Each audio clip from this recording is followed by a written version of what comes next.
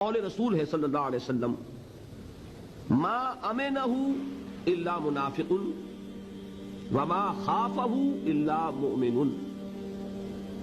نفاق کے بارے میں آپ نے فرمایا نفاق سے اپنے آپ کو بالکل پاک اور صاف اور بالکل یوں سمجھیے کہ نچنت محسوس کرتا ہے کون؟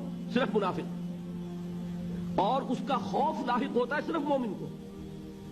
مومن کو خوف لاحق ہوگا کہ کہیں نفاق کا مجھ پر حملہ نہ ہو جائے۔ اس کی بالکل واضح میں بات آپ کو بتا دوں کہ جس کے پاس دولت ہوتی ہے اسے چوری کا ڈر ہوتا ہے، جس کے پاس ہے ہی کچھ نہیں اسے کیا چوری کا ڈر، پاؤں پھیلا کے سوئے گا۔ لیکن یہ کہ جس کی گٹھڑی میں کچھ مال ہے وہ تو ظاہر بات ہے کہ اطمینان سے نہیں سو سکتا، اسے فکر رہے گا کہ میں اس کی حفاظت کروں کوئی چور ڈاکو نہ آ جائے۔ جس کے پاس ایمان ہوگا وہ ڈرے گا نفاق سے، اور جس کے پاس ایمان ہے نہیں اسے کائے کا خوف۔